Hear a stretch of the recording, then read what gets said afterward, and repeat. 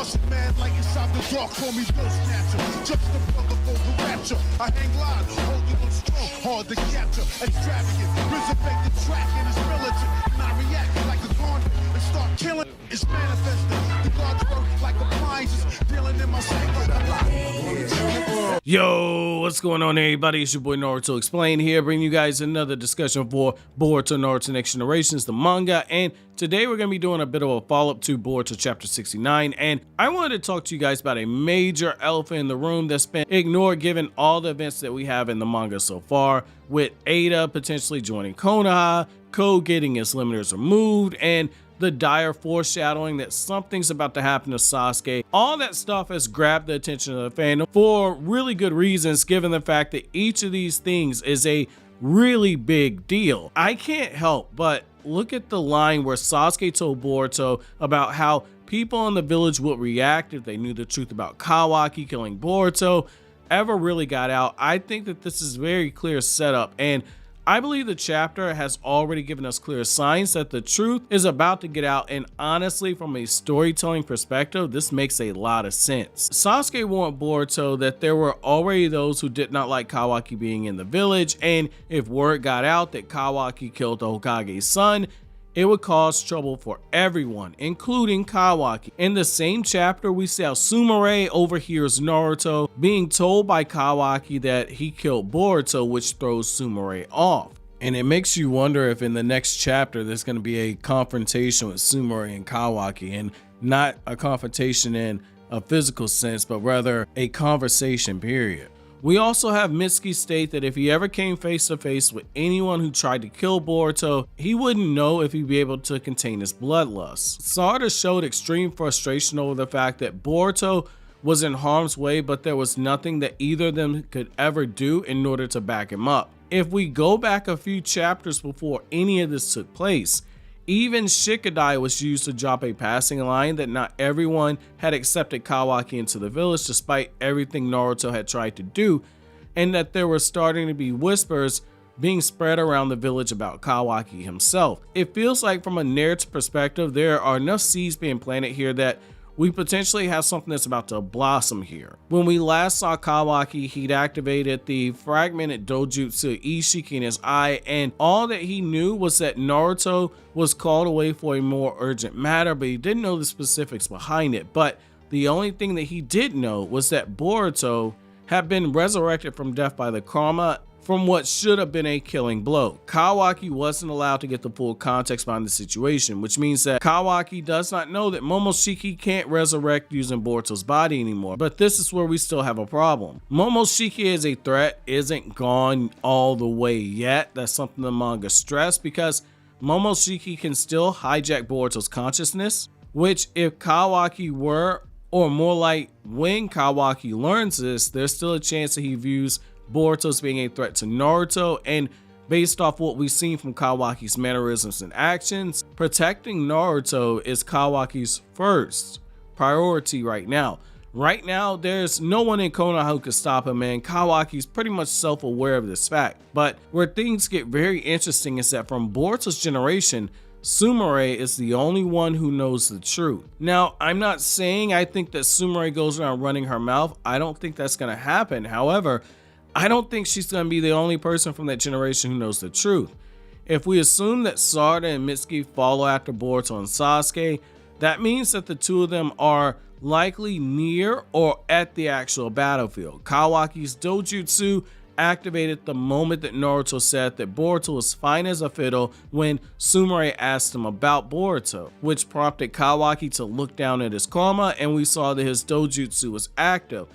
Kawaki isn't the type to just sit there and wait for answers. There's a strong chance that he goes out to confront Boruto with his own eyes, which opens up the possibility of Kawaki being there on the battlefield as well. There could end up being way too many people there on the battlefield who know the truth about what happened, and that causes a problem, but this is actually a good problem to have. Kawaki directly killed Boruto and would likely ask how is it possible for Karma to revive Boruto if they get a chance to speak.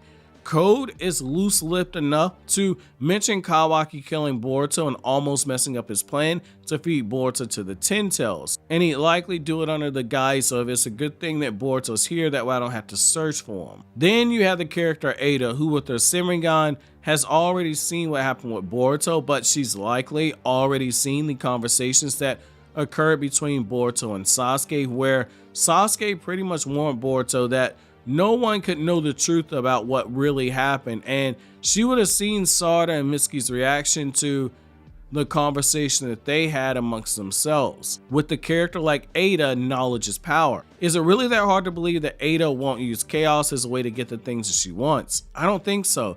Casually dropping that information when Mitsuki and Sarada are already emotionally frustrated and near a boiling point, in the hopes that one of them does something as stupid as lash out at Kawaki, or they verbally cross a line where the relationship can't ever come back from.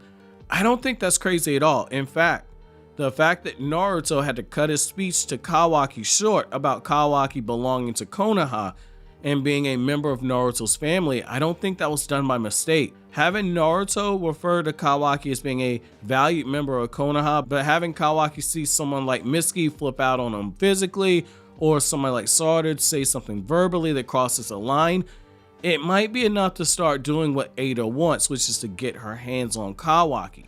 Kawaki right now has too many ties to Konoha. In order to get her to come with her, she's going to want to find a way to make him break free of those ties. It's one thing to physically try to remove him like they did before. In fact, under those circumstances, it had a chance of being successful if Code didn't let his jealousy of Kawaki get the better of him. Because under those prior circumstances, Kawaki willingly walked away from the village, and he would have been emotionally on edge enough to where Ada could have manipulated him. Getting Kawaki in a position where his ties to the village are being forcibly broken is one way to accomplish this. I think from a writing perspective, you have way too much room to play with potential conflict here, and at least not try and play with the possibility of someone dropping this information about Kawaki in front of Sarada and Mitsuki. I've had people ask me, do I think it's possible that Kawaki directly attacks Boruto on the front end because he doesn't know that Momoshiki can't resurrect into his body, and that the only threat is that Momoshiki can possess Boruto from time to time? It's possible, but I'm not sure I think that the story goes this route, unless the whole point in that is to have Boruto and Kawaki kept away from the battlefield. But if you go that direction, it makes Ada being brought to the village a waste from a narrative perspective. She's already there. She's got to leave away from the village with something. I'm leaving here with something. You know what I mean? I'm from around the way. I'm leaving with something. Other than a new set of simps that are in love with her like Delta, and Shikamaru, who is doing his best not to risk it all by leaving his nuts hanging out at Ada. You don't bring her here without the intention of her getting her claws into Kawaki. There's too much setup and too much foundation there to explore, not to mention a good way to continue to raise the stakes. Sarada and Mitsuki would go from having a goal of being stronger than Otsutsuki to having a clearly envisioned target in Kawaki, who himself is 80% Otsutsuki and the strongest person in the village. In closing, I like to say I kind of think what's being done here is low-key smart. In regards to Boruto almost being in a similar situation in Kaguya, in the sense that both individuals were placed in situations where each was expected to be fed to a Ten Tails or a chakra fruit that would benefit somebody else. However, whereas Kaguya used the trust of Ishiki to attack him while his guard was lowered, Boruto is now also fighting both to protect himself from being fed to a Ten Tails, and if Kawaki does attack him like a lot of people are speculating, he's forced to attempt to defend himself against someone that he considers to be a brother in Kawaki. However, those are just my thoughts. What do you guys think? Should someone expose the truth about Kawaki in front of Mitsuki and Sarada? Let me know down in the comment section below how you think that should happen and if it will go down. But so always, guys, if you like anything I had to say, don't forget to comment, rate, subscribe, and share. Thank you so much for watching to the end. Have an awesome day, guys.